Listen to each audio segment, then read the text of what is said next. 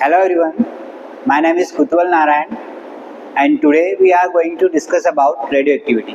Okay, in our previous lecture we have already discussed about radioactivity, what is radioactivity and which types of radiations emitting from the unstable nucleus. Okay, so what we studied in our previous lecture that is radioactivity is the spontaneous emission from the nucleus. Okay, spontaneous emission of radiations from the nucleus is the radioactivity. अब हमने देखा था कि कौन कौन से radiations जो है वो अनस्टेबल न्यूक्लियाई में से इमिट होते हैं. तो हमने देख लिया था कि जो है इसमें से अल्फा, बीटा और गामा तीन तरह के रेडिएशंस जो है वो इमिट होते हैं. और इन तीनों की जो है प्रॉपर्टीज हमने जान ली थी कि इनकी जो है इनका मास क्या होता है, इन पे चार्ज क्या होता है, ओके, आइडेंटिटी क्या है. तो ये इनकी प्रॉपर्टीज के बारे में हम पिछले लेक्चर में डिस्कस कर चुके हैं. आज हम जो है टाइप्स ऑफ रेडियोएक्टिव डीके पढ़ेंगे. ओके, कि जो हमने जो अल्फा, बीटा, गामा इमिट हो रहे हैं ये इसमें से रेज, तो ये जो है इनको हम तीन टाइप्स में डिवाइड करते हैं. ओके, तो टाइप्स ऑफ, आज का हेडिंग डालिए आप, types of radioactive decay. Types of radioactive decay.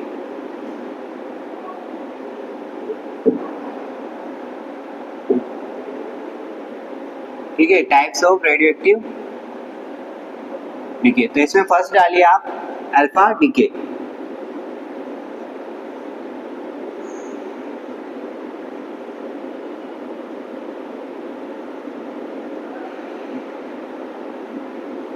ठीक है, सो अल्फा डीके इसमें क्या होता है, देखो जो अनस्टेबल न्यूक्लियाई है वो स्टेबल होने के लिए क्या कर रहा होगा, अल्फा डीके का मतलब न्यूक्लियस में से जो है अल्फा पार्टिकल्स जो है इमिट हो रहे होंगे. ओके, सो इसकी जो रिएक्शन होगी, डीके इक्वेशन जो होगी वो क्या होगी, सबसे पहले हम देखते हैं. अल्फा पार्टिकल अपने देख लिया था क्या होता है alpha particle. Alpha particle is similar to helium nucleus और we can say Dabali ionised helium ion. ठीक है ना, हमने ये पिछले लेक्चर में डिस्कस कर लिया था. आज जो है अब ये देखेंगे कि जो अल्फा पार्टिकल है वो क्या होता है. ये हमने देखा कि अल्फा पार्टिकल जो है वो हीलियम का न्यूक्लियस ही होता है और हम इसको कह सकते हैं कि ये जो है डबली आयनाइज्ड हीलियम आयन है. ठीक है, अब हम बात करें कि इसमें होता क्या है, तो इसकी डीके इक्वेशन लिखते हैं सबसे पहले हम. सो इसकी डीके इक्वेशन जो है वो क्या होगी. सो डीके इक्वेशन में देखो, जैसे हमारे पास ये एक पेरेंट न्यूक्लियाई है, ओके, एक्स, जिसका जो है एटॉमिक नंबर जेड है और एटॉमिक मास जो है वो ए है. अब ये जो है इसमें से क्या होगा, अल्फा डीके होगा.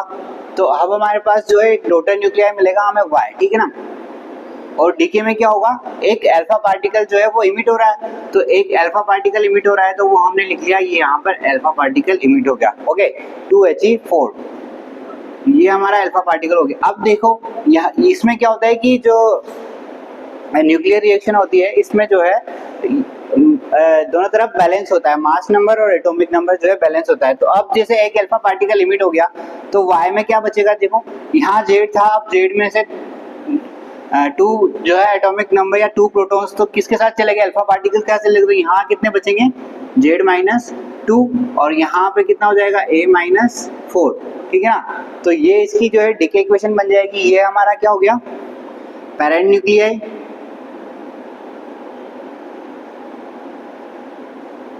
और ये डॉटर न्यूक्लियाई.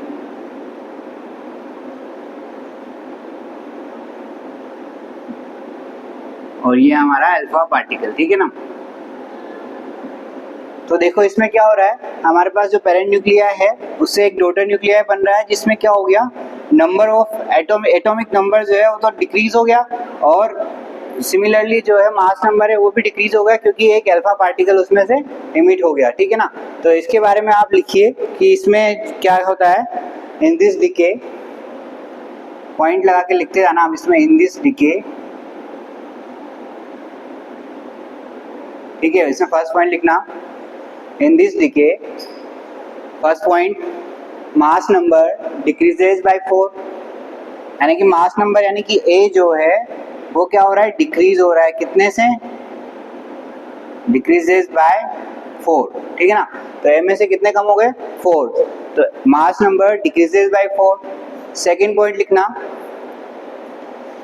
सेकेंड पॉइंट लिखो, atomic number decreases bye 2। Atomic number यानी कि जेड जिसको अपन एटॉमिक नंबर कहते हैं उसमें से कितनी कमी हुई 2, तो एटॉमिक नंबर डिक्रीजेज बाय 2 यानी कि नंबर ऑफ प्रोटॉन्स जो है टोटल न्यूक्लियाई में कितने हो गए, 2 कम हो गए, ठीक है ना। तो atomic number decreases bye 2, mass number decreases by 4। अब इसमें क्या होता है कि जो टोटल मास है प्रोडक्ट का, ये जो हमारे पास प्रोडक्ट आया इसका टोटल मास जो है इसके पेरेंट न्यूक्लियाई से कम होता है ना। अल्फा डीके में total mass of product is less than total mass of parent nuclei, यानी कि कुछ ना कुछ मास जो है वो मास डिफेक्ट की फॉर्म में रिलीज हो रहा है। और मास डिफेक्ट जो है क्या करता है, वो इन प्रोडक्ट न्यूक्लियाइज को क्या करता है, काइनेटिक एनर्जी देता है, ठीक है ना। तो वो जो मास का डिफरेंस आ रहा है, मास डिफेक्ट आ रहा है, वो क्या कर रहा है, प्रोडक्ट न्यूक्लियाई को काइनेटिक एनर्जी दे रहा है, ठीक है ना। तो एक इसमें थर्ड पॉइंट लिख लेना, टोटल मास ऑफ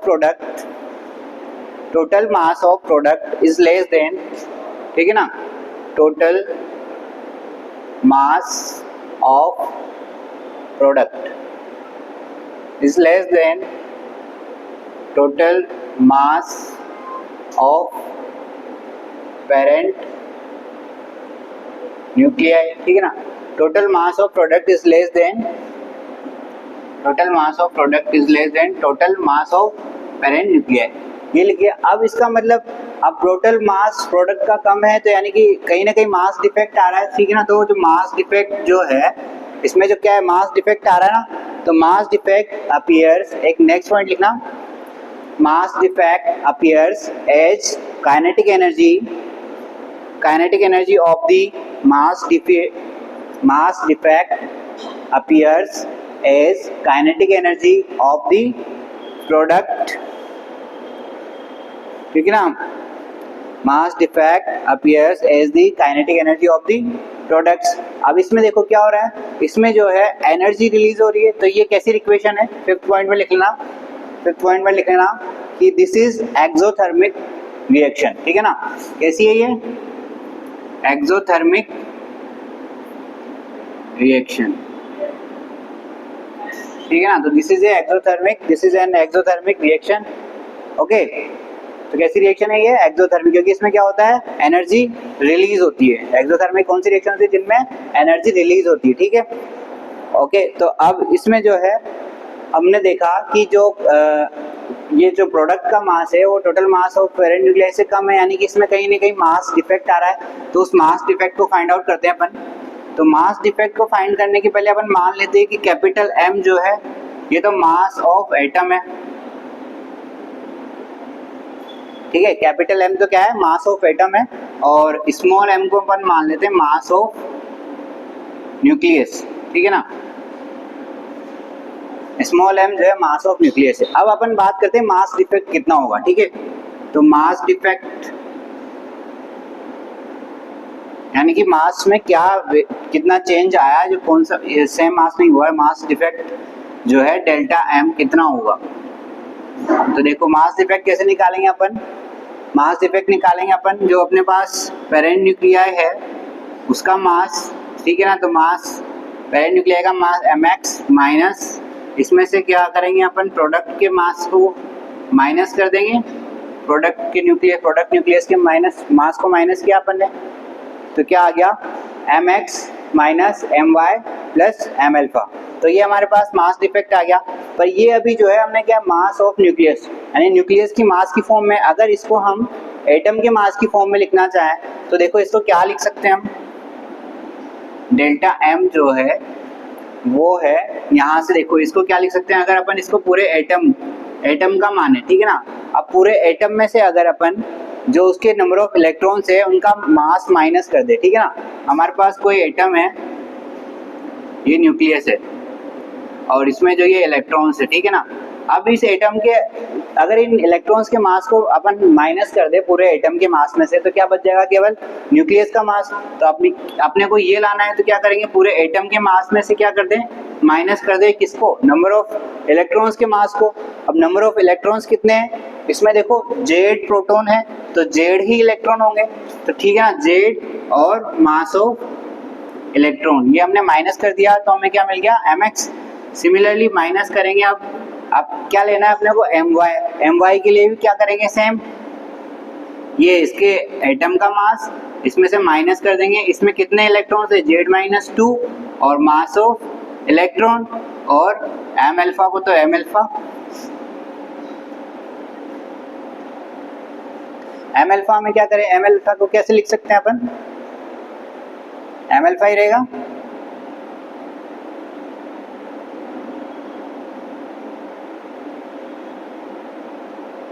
ठीक है।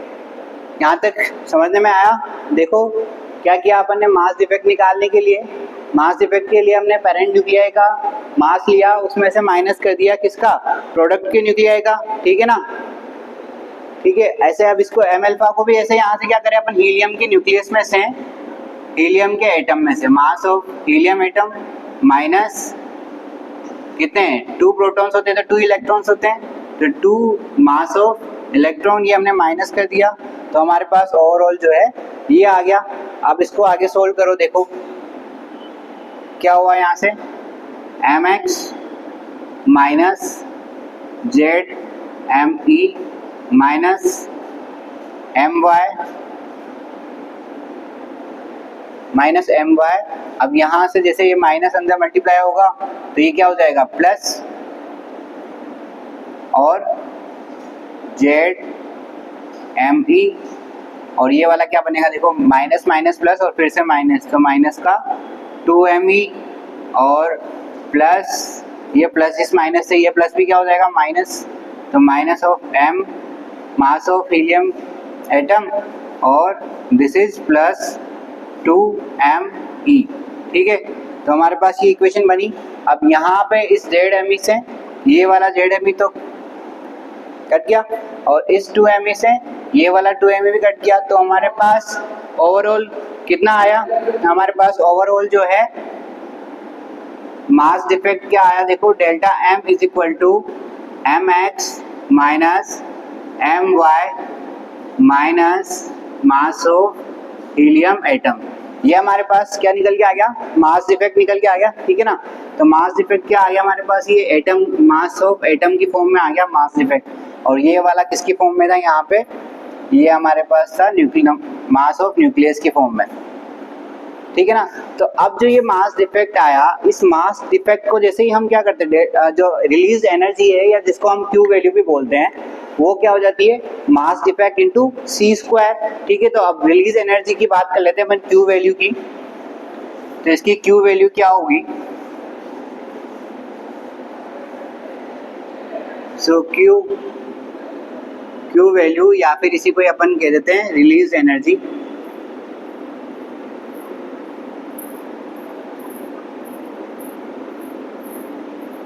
ये होती है डेल्टा M इंटू c²। तो जो Q वैल्यू है वो हमारे पास क्या आएगा, डेल्टा M का मान रख देते हैं यहाँ से, तो mx minus my minus mhe into c², ये हमारे पास क्या आ जाएगी इसकी Q वैल्यू, ठीक है ना। Q वैल्यू क्या आ गई इसकी, ये आ गई हमारे पास Q वैल्यू। अब जो है जो भी न्यूक्लियर रिएक्शंस होती है, ओके, न्यूक्लियर रिएक्शंस जो है क्या करती है, वो मोमेंटम कंजर्वेशन और एनर्जी कंजर्वेशन, ये दोनों चीजें हमें ये दोनों जो है कंजर्व रहते हैं न्यूक्लियर रिएक्शंस में।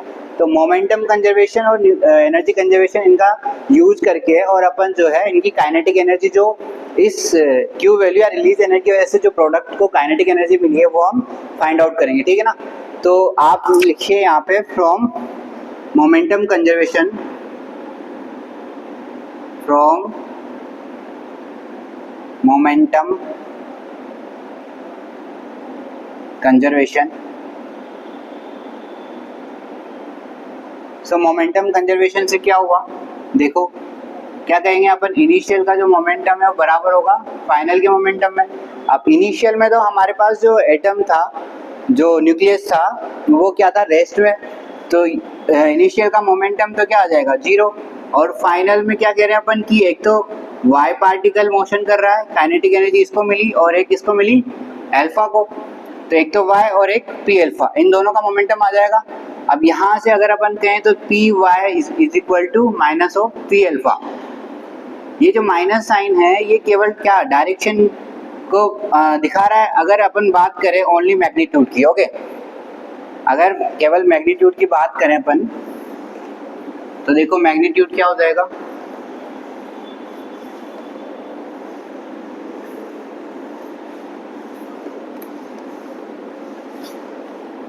ठीक है। अगर मैं केवल मैग्नीट्यूड की बात करूं, मैग्नीट्यूड ओनली,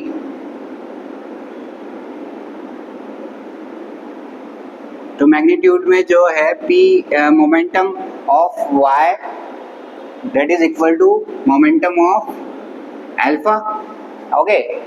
और हमने पढ़ा हुआ है जो p है वो काइनेटिक एनर्जी से कैसे रिलेट करता है, 2m और k is kinetic energy, k क्या है, काइनेटिक एनर्जी, ठीक है ना। तो इनमें जो रिलेशन है काइनेटिक एनर्जी और मोमेंटम में वो क्या होता है, p is equal to under root 2m K. अब हम यहाँ लिख देते हैं दोनों के लिए अलग अलग, तो 2my और kinetic energy of y is equal to 2m alpha और kinetic energy of alpha, square कर दो तो क्या आ जाएगा हमारे पास, 2my ky is equal to 2m alpha k alpha. यहाँ से k alpha divide by ky निकाल लो तो क्या आ गया, देखो k alpha divide by ky, यहाँ से आ जाएगा हमारे पास my divide by m alpha. अब ये हमारे पास इनका रेशो आया। अब यहाँ से ये बताओ कि my कितना होगा। हमने जो वो देखी थी अभी, देखो my y के लिए हमने क्या लिखा था, y के लिए हमने लिखा था कि y z-2 और a-4, ये ऊपर वाला क्या होता है, मास नंबर। तो y का मास कितना हो गया, देखो यहाँ से a-4, ये अपन AMU में बात करेंगे तो कितना हो जाएगा a-4, और अल्फा पार्टिकल के लिए कितना आ जाएगा 4। तो इनका रेशियो क्या आ गया, k अल्फा यानी काइनेटिक एनर्जी ऑफ अल्फा और काइनेटिक एनर्जी ऑफ y, इनका जो है रेशियो आ गया हमारे पास a-4 डिवाइड बाय 4। अब अगर नॉर्मल, अगर रेशियो वाले अपने पढ़े मैथ्स में, रेशियो से कैसे निकालते हैं इनको, तो अगर रेशियो से इनको निकालूं मैं, ठीक है, तो देखो कैसे निकालेंगे। अगर मुझे k अल्फा निकालना है, अगर मुझे k अल्फा निकालना है तो k अल्फा निकालने के लिए क्या करेंगे, k अल्फा का रेशियो दैट इज a-4, और टोटल रेशियो क्या हो जाएगा, टोटल रेशियो की बात करें तो a-4 प्लस 4, यानी टोटल रेशियो क्या आ गया हमारे पास, टोटल रेशियो क्या आया a। तो ये तो हो गया अल्फा का ratio divide by total ratio. अब अपन क्या निकालना चाह रहे हैं, काइनेटिक एनर्जी टोटल। तो टोटल काइनेटिक एनर्जी किसके बराबर है, Q के बराबर है ना। यहाँ मैं लिख देता हूँ, टोटल काइनेटिक एनर्जी जो है, टोटल काइनेटिक एनर्जी वो इक्वल है Q के, और Q जो है किसमें डिवाइड हुई है, k अल्फा और ky में, यानी कि यहाँ पे मैं क्या लिख दूँ, Q, ठीक है। तो ये हमारे पास क्या आ गया, k अल्फा, और अगर हमें k y निकालना है तो वो क्या हो जाएगा, इसका ratio 4 divide by total ratio into Q। तो ये हमारे पास आ जाएगा kinetic energy of product nucleus, ठीक है ना, 4/A इंटू Q, ठीक है। यहाँ तक हमने देख लिया। तो ये हमारा अल्फा डीके हो गया, जिसमें हमने क्या क्या देख लिया, डीके इक्वेशन देख लिया कि इसमें एक अल्फा पार्टिकल निकलता है और जिससे जो मास नंबर है वो 4 से डिक्रीज हो जाता है, और जो एटॉमिक नंबर है वो किससे डिक्रीज होता है, 2 से डिक्रीज हो जाता है, ठीक है। इसकी हमने क्या देख लिया, इसमें मास डिफेक्ट कितना होता है वो देख लिया, इसकी क्यू वैल्यू क्या होगी, प्रोडक्ट्स को जो काइनेटिक एनर्जी मिल रही है वो कितनी कितनी होगी, ये हमने देख लिया। नेक्स्ट आप डालिए बीटा डीके, ठीक है, नेक्स्ट डालिए आप बीटा डीके। तो नेक्स्ट टॉपिक है हमारा सेकंड, बीटा डीके, ठीक है।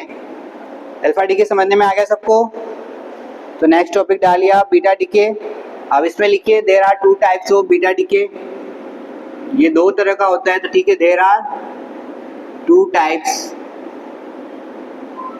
ऑफ बीटा डीके, ठीक है ना।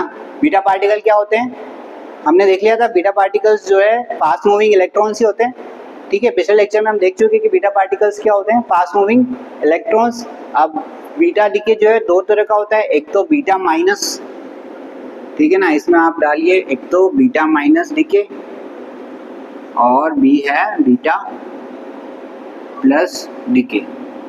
तो इनको 1 बाय 1 पढ़ेंगे अपन, ठीक है। तो फर्स्ट आप डालिए बीटा माइनस डीके, ठीक है ना। तो ए जो है वो है बीटा माइनस डीके, ठीक है। तो देखो बीटा माइनस डीके में क्या होता है, इसमें जो है बेसिकली बीटा माइनस डीके जो है देखा जाता है। अगर हम इसकी एक बेसिक इक्वेशन की बात करें जहां पर बीटा माइनस डीके देखा गया है, तो वो है न्यूट्रॉन का प्रोटॉन में कन्वर्जन, ठीक है ना। तो एक आप लाइन लिख लीजिए, the basic nuclear process underlying beta minus decay, the basic nuclear process underlying beta minus decay is the conversion of neutron to proton, ठीक है ना। बेसिक जो न्यूक्लियर प्रोसेस है जिसमें हमें ये देखने को मिलता है, बेसिक न्यूक्लियर प्रोसेस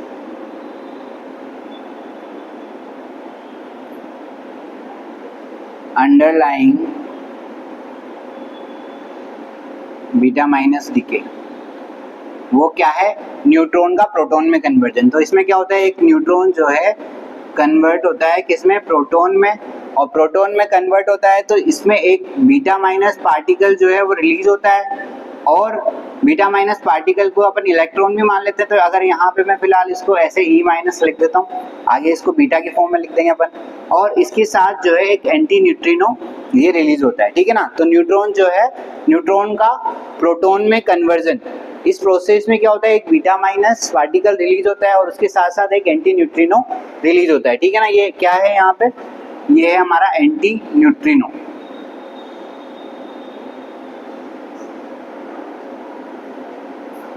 ठीक है, एंटी न्यूट्रिनो। ये इसकी एक बेसिक न्यूक्लियर प्रोसेस है जहां पे हमें बीटा माइनस डीके देखने को मिलता है। तो अपन इसकी डीके इक्वेशन लिखते हैं कि इसमें होता क्या है। तो इसकी डीके इक्वेशन देखो क्या होता है, इसकी डीके इक्वेशन क्या होगी, सिमिलरली ये पहले की तरह हमारे पास कोई एक्स न्यूक्लियस है जिसका जेड एटॉमिक नंबर है और ए जो है इसका एटॉमिक मास है। अब यहाँ से क्या होगा, बीटा माइनस डीके हो रहा है, ठीक है, बीटा माइनस डीके हो रहा है यानी कि एक न्यूट्रॉन जो है प्रोटॉन में कन्वर्ट हो रहा है, ठीक है ना। नंबर ऑफ, देखो अब कन्वर्जन किसका हो रहा है, न्यूट्रॉन का प्रोटॉन में हो रहा है, यानी कि नंबर ऑफ प्रोटॉन्स बढ़ रहे हैं, और कितने, एक न्यूट्रॉन एक प्रोटॉन में, यानी कि एक नंबर ऑफ प्रोटॉन बढ़ जाएगा। तो जो हमारे पास डॉटेड न्यूक्लियाई है वाई, उसमें क्या हो जाएगा, नंबर ऑफ प्रोटॉन्स 1 इंक्रीज हो जाएगा। बाकी मास नंबर में कोई चेंज आएगा क्या, कैसे, कोई चेंज नहीं आएगा, क्यों, क्योंकि क्या हुआ, एक न्यूट्रॉन जो है वो प्रोटॉन में कन्वर्ट हुआ है, ऐसा तो है ही नहीं कि वो बाहर निकाल दिया है, केवल कन्वर्जन हुआ है। तो मास नंबर तो क्या रहेगा, सेम ही रहेगा, क्योंकि मास नंबर क्या होता है, नंबर ऑफ न्यूट्रॉन्स और नंबर ऑफ प्रोटॉन्स, इनका टोटल ही मास नंबर होता है। तो ये हमारे पास क्या आया, वाई, और हमने क्या बोला, क्या निकलेगा, एक बीटा पार्टिकल निकलेगा। तो ये बीटा पार्टिकल हो गया और ये हमारा हो गया एंटी न्यूट्रिनो।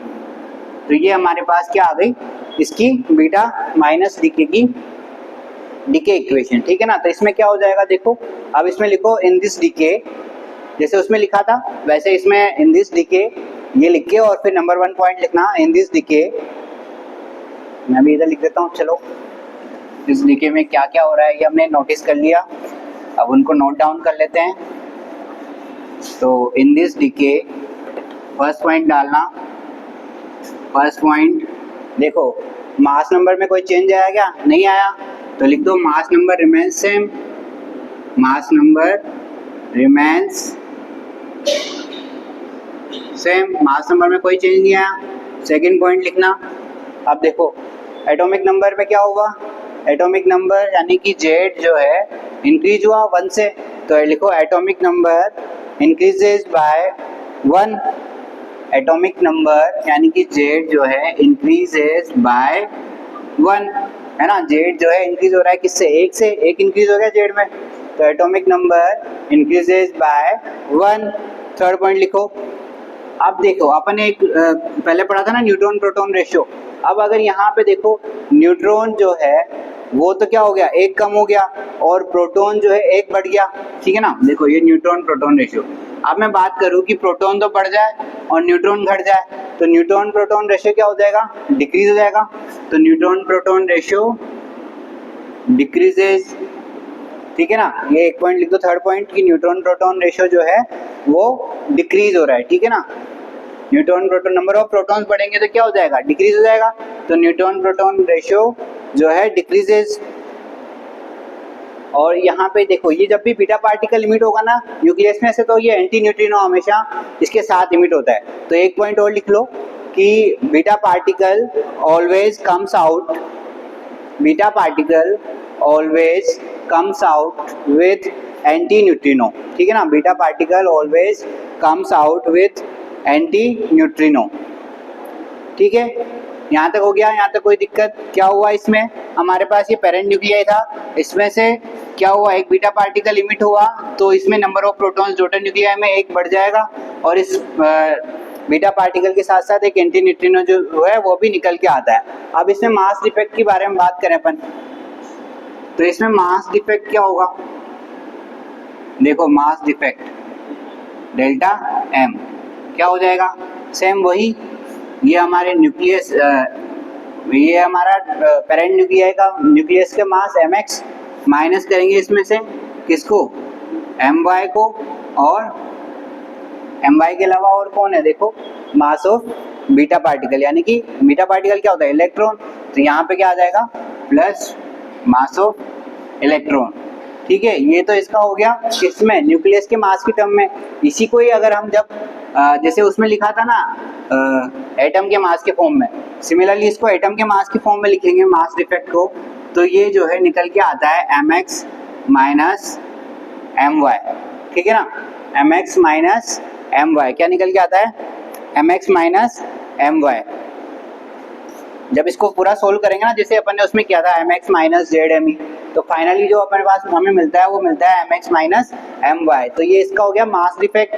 अब इसकी Q वैल्यू के बारे में बात करें अपन, तो Q वैल्यू क्या हो जाएगी, सिंपली मल्टीप्लाई कर दो किससे, C स्क्वायर से, तो Q वैल्यू जो है होती है delta M into C square, that is mx minus my into C square, ये हमारे पास क्या आ गई, Q वैल्यू, ठीक है ना, ठीक है, ये हमारा हो गया बीटा माइनस डीके। अब हम नेक्स्ट बात करते हैं बीटा प्लस डीके की, ठीक है, तो नेक्स्ट बात करेंगे किसकी, बीटा प्लस डीके की।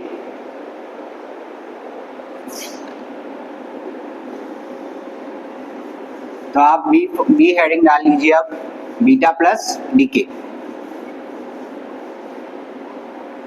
ओके, बी डाल लीजिए आप, बीटा प्लस डीके। अब देखो उसमें तो क्या हो रहा था कि एक न्यूट्रॉन जो है एक प्रोटॉन में कन्वर्ट हो रहा था। जब क्या होगा, जब न्यूट्रॉन प्रोटॉन में कन्वर्ट होगा तो एक बीटा माइनस पार्टिकल इमिट होगा। अब यहाँ पर हम क्या कह रहे हैं कि बीटा प्लस डीके, यानी कि यहाँ पर क्या होगा, एक प्रोटॉन जो है वो न्यूट्रॉन में कन्वर्ट होगा, और न्यूट्रॉन में जब कन्वर्ट होगा तो एक पॉजिट्रॉन साथ में निकलेगा, और पॉजिट्रॉन के साथ साथ एक न्यूट्रिनो पार्टिकल भी इमिट होगा, ठीक है ना। तो बीटा प्लस डीके में क्या होता है, इसमें लिखिए आप कि in beta plus decay, inside a nucleus, in beta plus decay inside a nucleus, a proton particle और a proton is converted, ठीक है ना, प्रोटॉन पार्टिकल लिखो या केवल ओनली प्रोटॉन लिखो। तो in beta plus decay inside a nucleus a proton is converted into a neutron, positron and neutrino। किसमें कन्वर्ट हो रहा है proton, inside a nucleus A proton is converted into A neutron, positron and neutrino particle, ठीक है, हो गया यहाँ तक। यानी कि इसमें क्या होगा, इसमें एक प्रोटॉन जो है वो कन्वर्ट होगा किसमें, न्यूट्रॉन में, एक बीटा प्लस में और एक न्यूट्रिनो में। ये इसकी बेसिक इक्वेशन है कि बीटा प्लस में क्या होता है, एक प्रोटॉन जो है न्यूक्लियस के अंदर, एक प्रोटॉन जो है न्यूट्रॉन में चेंज हो रहा है, और एक बीटा प्लस पार्टिकल यानी कि पॉजिट्रॉन, ये क्या है हमारे पास, पॉजिट्रॉन, ठीक है ना, और ये क्या है, न्यूट्रिनो, ठीक है। तो एक पॉजिट्रॉन एक न्यूट्रिनो जो है इमिट होता है। पर आपने यहाँ एक चीज नोटिस करी, mass of proton, mass of neutron, किसका मास ज्यादा होता है, देखो mass of proton is less then mass of neutron. Proton का मास न्यूट्रॉन के मास से कम होता है, बट यहाँ तो क्या हो रहा है, एक कम मास यानी कि जिसका मास कम है वो एक हैवी मास, ज़्यादा मास वाले पार्टिकल में कन्वर्ट हो रहा है। तो ऐसा कैसे पॉसिबल है? अपन कहते हैं भाई ठीक है, एक हैवी न्यूक्लियाई या एक हैवी पार्टिकल जो है वो टूट के कम मास का पार्टिकल बना सकते हैं, पर यहाँ तो कम मास वाला ज़्यादा का बना रहा है, तो ऐसा पॉसिबल है? ठीक है, तो ऐसा रेयर केस में पॉसिबल है, और ऐसा इनसाइड द न्यूक्लियस पॉसिबल है। क्या होगा? इनसाइड द न्यूक्लियस जो प्रोटॉन होता है वो न्यूक्लियस की एनर्जी से कुछ एनर्जी लेता है, एनर्जी लेकर और फिर वो न्यूट्रॉन में कन्वर्ट हो जाता है। ठीक है ना? ऐसा अकेले अगर अपन एक इंडिपेंडेंट प्रोटॉन की बात करें तो वो ऐसा पॉसिबल नहीं है, पर न्यूक्लियस के अंदर क्या करता है प्रोटॉन? न्यूक्लियस की एनर्जी से एनर्जी लेता है, एनर्जी मास के फॉर्म में होती है, तो एनर्जी लेता है और फिर क्या कर देता है, वो कन्वर्ट कर देता है प्रोटॉन, किस में कन्वर्ट हो जाता है? न्यूट्रॉन में। ठीक है, तो इसमें एक लाइन लिख लीजिए,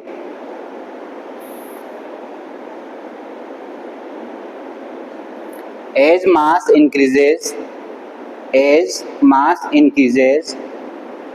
as mass increases during conversion, as mass increases during conversion of proton to neutron, hence it requires energy,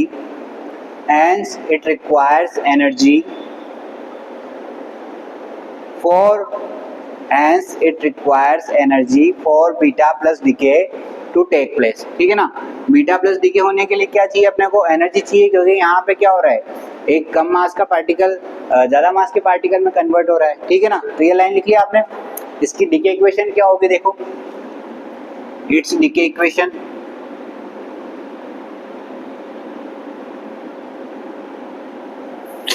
हमारे पास ये वही हमारा पेरेंट न्यूक्लियाई जिसका Z एटॉमिक नंबर है और A एटॉमिक मास है, ये कन्वर्ट होगा किस में?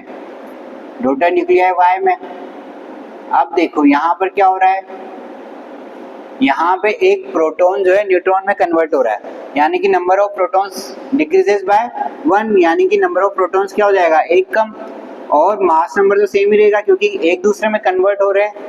निकाल तो बाहर तो निकाला नहीं गया न्यूक्लियस से, तो इसमें Y जो है उसमें क्या हो जाएगा? नंबर ऑफ प्रोटॉन्स जो है एक से कम हो जाएगा, प्लस एक बीटा प्लस पार्टिकल रिलीज होगा और एक न्यूट्रिनो रिलीज होगा। ये हमारे पास इसकी डीके इक्वेशन हो जाएगी। सो लिखिए इसमें आगे, इस डीके इक्वेशन लिखने के बाद इसमें लिखिए इन दिस डीके, और फिर वापस से वही first point, mass number remain same. देखिए मास नंबर में कोई चेंज नहीं आया, तो मास नंबर क्या रहेगा? Mass number A remain same. ठीक है ना? A यानी कि mass number remains same. Second point लिखिए, एटॉमिक नंबर डिक्रीजेज बाय 1। ठीक है, एटॉमिक नंबर डिक्रीजेज बाय 1। ठीक है, एटॉमिक नंबर 1 से कम हो जाएगा, तो atomic number decreases bye 1। Third point लिखिए। अब इसमें देखिए न्यूट्रॉन प्रोटॉन रेशियो की बात करें तो वो क्या होगा? देखो सेकंड जो है एटॉमिक नंबर वो क्या हो रहा है? Decreases bye 1। अब अगर अपन न्यूट्रॉन प्रोटॉन रेशियो के बारे में बात करें तो न्यूट्रॉन प्रोटॉन रेशियो में क्या होगा? नंबर ऑफ न्यूट्रॉन बढ़ रहे हैं, नंबर ऑफ प्रोटॉन्स घट रहे हैं, तो न्यूट्रॉन प्रोटॉन रेशियो क्या हो जाएगा? इंक्रीजेज। ठीक है ना? तो लिखिए in this decay neutron proton ratio increases. ठीक है,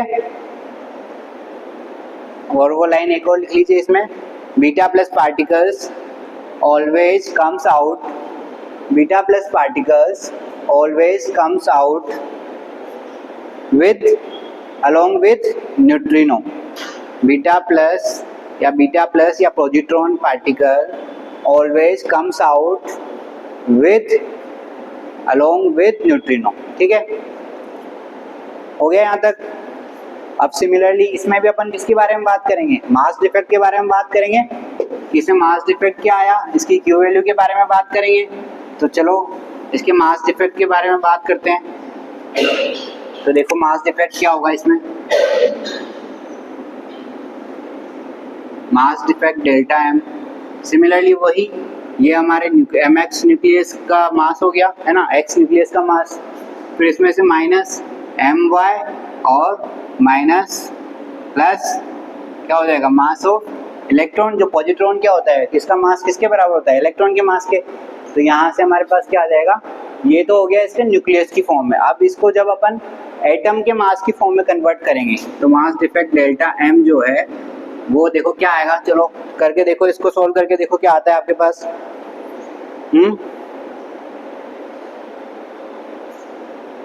तो जब अपन इसको सोल्व करते हैं सिमिलरली वैसे ही जैसे पहले किया था, तो एम एक्स माइनस ये बनता है M X minus M Y, इसको ट्राई करना आप लोग करके, ठीक है। तो M X minus M Y minus 2me, ठीक है, ये हमारे पास इसके मास डिफेक्ट आता है। इसको वैसे ही ट्राई करना, आप mx को क्या लिखोगे, mx minus Z M E, ठीक है ना। my को क्या लिखोगे, my minus Z minus 1me। ऐसे करके जब इसको सोल्व करोगे तो फाइनली हमें जो मास डिफेक्ट मिलेगा वो क्या मिल जाएगा, mx minus my minus 2me। ये तो हमारे पास आ गया मास डिफेक्ट। अब q वैल्यू क्या हो जाएगी, q वैल्यू क्या होती है, delta M into C square. तो डेल्टा एम, ये हमारे पास डेल्टा एम आ गया, M X minus M Y minus 2me multiply कर दो सी स्क्वायर से, तो हमारे पास क्यू वैल्यू आ गई इसकी, ठीक है। अब इसकी क्यू वैल्यू भी आ गई, मास इफेक्ट भी आ गया, तो ये हमारा हो गया बीटा प्लस डीके ओवर। अब हमारा तीसरा टॉपिक आता है, तीसरा टॉपिक क्या ले, गामा डीके, ठीक है ना। 3 तरह के डीके होते हैं, अल्फा, बीटा और गामा। तो अब थर्ड टॉपिक आप डालिए गामा डीके।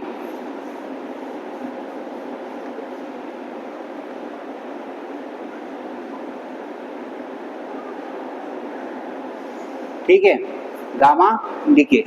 अब देखो गामा डीके में क्या होता है ना, गामा डीके में क्या होता है, जैसे कि हमने देखा है कि अपन जब किसी एटम की बात करते हैं तो एटम में क्या होते हैं, बहुत सारी शेल्स होती है अलग अलग, ठीक है ना, KLMN ऐसे अलग अलग शेल्स होती है। तो वहाँ पे क्या होता है, इलेक्ट्रॉन्स जो है वो जैसे अलग अलग शेल्स में फिल हुए रहते हैं ना, तो वो क्या करते हैं, जब एक शेल से दूसरी शेल में आते हैं, तो जैसे अगर कोई हायर शेल से लोअर शेल में आ रहा है तो क्या करेगा, एनर्जी को रिलीज करेगा। सिमिलरली क्या होता है कि न्यूक्लियस के अंदर भी एनर्जी लेवल्स होते हैं, ठीक है ना, न्यूक्लियस के अंदर भी एनर्जी लेवल्स होते हैं। तो जब जैसे अल्फा डीके, बीटा डीके, ये सब चीज़ें होती हैं, तो हमारे पास जो डोटर न्यूक्लिया है वो क्या होता है, समटाइम्स एक्साइटेड स्टेट में होता है। यानी कि जैसे ये हमारा न्यूक्लियस है, ये न्यूक्लियस है और इसके भी ऐसे एनर्जी लेवल्स रहते हैं, ठीक है। अब फिलहाल जो हमारे पास एक्साइटेड न्यूक्लियस है, जैसे डोटर न्यूक्लियस एक्साइटेड स्टेट में यहाँ पर है, तो वो जब यहाँ से वापस ग्राउंड स्टेट में आएगा तो क्या करेगा, एनर्जी को रिलीज करेगा। तो वो एनर्जी किसकी फॉर्म में रिलीज करेगा, गामा रेज की फॉर्म में रिलीज करेगा, ठीक है ना। तो जब ये यहाँ से एक्साइटेड स्टेट से इसमें आएगा तो ये क्या करेगा, गामा रेज की फॉर्म में रिलीज करेगा। तो नंबर ऑफ न्यूक्लियॉन्स, जैसे इसमें जो जैसे न्यूक्लियस एटम में जो है एनर्जी लेवल्स जो किससे फिल होते हैं, वो उससे इलेक्ट्रॉन से। सिमिलरली यहाँ पर न्यूक्लियस के अंदर भी जो एनर्जी लेवल्स होते हैं वो न्यूक्लियॉन से फिल किए जाते हैं, और जब वो एक्साइटेड स्टेट से वापस ग्राउंड स्टेट में आते हैं तो गामा रेज इमिट करते हैं। तो इसमें आप लिख लीजिए एक चीज, similar to an atom, similar to an atom nucleus also have certain energy levels. Similar to an atom, nucleus also have certain energy levels and nucleons occupy them, and nucleons occupy them after alpha decay. कोष्टक में beta decay भी लिख लेना, after alpha DK, कोष्टक में beta decay, after alpha decay daughter nucleus में भी in excited state. Okay, तो जब alpha decay हुआ या बीटा डीके हुआ तो जो डोटर न्यूक्लियस में मिलता है वो में भी क्या है, इन एक्साइटेड स्टेट।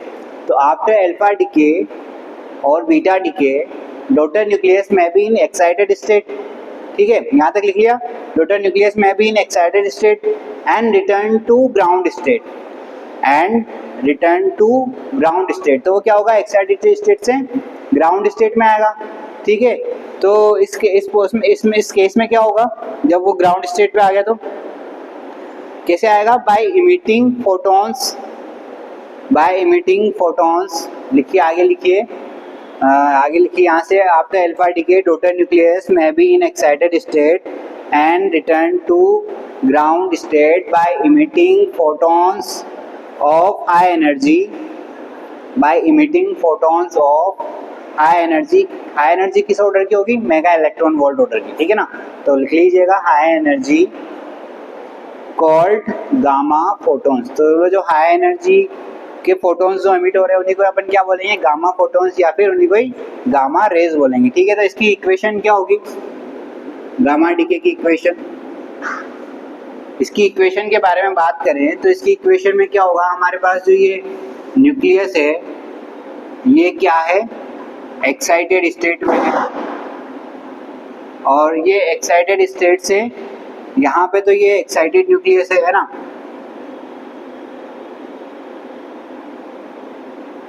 और फिर ये यहाँ से गामा फोटॉन्स रिलीज करके किस में आ जाएगा, ग्राउंड स्टेट में, और प्लस में साथ में क्या होगा यहाँ से गामा रेज, या फिर मैं कह सकता हूँ इनको गामा फोटॉन्स जो है वो इमिट करेगा, ठीक है। तो इसमें क्या हुआ, देखो इसमें तो कोई चेंज नहीं हुआ, ना तो एटॉमिक नंबर में चेंज हुआ ना एटॉमिक मास में चेंज हुआ। तो इसमें एक लाइन लिख लीजिए आप, क्या लिखोगे इसमें कि गामा डीके या gamma emission don't change the structure of nucleus. इससे न्यूक्लियस के स्ट्रक्चर में कोई चेंज आ रहा है, नहीं आ रहा है ना। तो gamma emission don't change the structure of nucleus. और second point, number of atomic mass, number of atomic number या फिर protons and atomic mass remain same, ठीक है। ये हमारा हो गया गामा डीके। अब जो है हम क्वेश्चन कर लेते हैं इनसे रिलेटेड, ठीक है। तो आप एक क्वेश्चन लिखिए, चलो मैं ही लिखता हूँ। हमारे पास क्या है, एग्जाम्पल देखते हैं अपन। हमारे पास है थोरियम, ठीक है ना, 90 और ये 234, ठीक है, 90 थोरियम 234। अब यहाँ से क्या हुआ, यहाँ से हुआ पहले तो एक अल्फा डीके, ठीक है, और हमें मिला AXB, ठीक है, AXB। फिर यहाँ से हुआ बीटा माइनस डीके और हमें मिला CYD। फिर यहाँ पे अब जो है हमें पता नहीं है कि कौन सा वाला हुआ, हमने माना कि कोई P पार्टिकल डीके हुआ और हमें यहाँ पे जो मिला वो मिला 90 थोरियम 230, ठीक है, ठीक है। क्वेश्चन समझने में आया, क्या बोला अपन ने कि पहले 90 थोरियम 234 था, फिर इसका अल्फा डीके हुआ, ठीक है, अल्फा डीके हुआ, फिर कुछ बना, फिर बीटा डीके हुआ, फिर ये वाला न्यूक्लियस बना, फिर यहाँ पे पता नहीं है, अपन ने बोल दिया कि P पार्टिकल डीके हुआ है और हमें लास्ट में क्या मिला 90 थोरियम 232। तो हमें फाइंड करना है कि फाइंड ये A कितना है, B कितना है, C कितना है, D कितना है एंड ये P पार्टिकल कौन सा है, ये हमें फाइंड करने हैं, ठीक है। तो चलो देखो, अब यहाँ से यहाँ चलते हैं, इसको फिर से लिखते हैं अपन सॉल्यूशन में। अब हमारे पास क्या था 90 थोरियम 234। अब देखो अल्फा डीके हो रहा है, अल्फा डीके का मतलब यहाँ से एक अल्फा पार्टिकल क्या होगा, रिलीज होगा। अल्फा पार्टिकल रिलीज होने का मतलब क्या होगा कि 2He4 रिलीज हो रहा है ना। अब 2He4 रिलीज होगा यानी कि एटॉमिक नंबर में क्या होगा, अपन ने पढ़ा था एटॉमिक नंबर डिक्रीजेस बाय 2। तो 90 में से 2 कम हो जाएंगे तो कितना 88, और ये X, और 234 में से कितना 4 कम हो जाएगा तो ये कितना हो जाएगा 230, ठीक है। यहाँ तक तो आ गया। अब आगे क्या बोला हमने, बीटा माइनस डीके। तो यहाँ से क्या हुआ बीटा माइनस डीके। अब बीटा माइनस डीके में क्या होता है, एक न्यूट्रॉन प्रोटॉन में कन्वर्ट होता है, यानी कि atomic number increases by 1, mass number same रहता है, तो ये कितना हो जाएगा 89, ठीक है, कितना हो जाएगा 89, और 89 हो जाएगा, और ये हमारे पास हुआ है और इसमें कोई चेंज नहीं आएगा। अब बताओ 89 से क्या हो रहा है 90 हो रहा है, कितना हो रहा है 89 से 90 हो रहा है। तो 90 होने का क्या मतलब हुआ कि यहाँ पर भी क्या हो रहा है, एक एटॉमिक नंबर में इंक्रीजेस बाय 1, यानी कि यहाँ पर भी कैसा डीके होगा बीटा माइनस डीके, तो ये यानी कि बीटा माइनस पार्टिकल हो गया और ये हो जाएगा 90 थोरियम 230। यानी ये जो पी पार्टिकल है वो कैसा है, बीटा माइनस पार्टिकल है। ए और बी की वैल्यू कितनी आ गई, देखो ए कितना आ गया हमारे पास 88, बी कितना आ गया 230, सी कितना आ गया 89, डी कितना आ गया 230 और पी पार्टिकल क्या आ गया हमारे पास बीटा माइनस। ठीक है, समझने में आया। चलो एक और एग्जांपल करो। अब एक आप लोग करके बताओ, देखिए मुझे।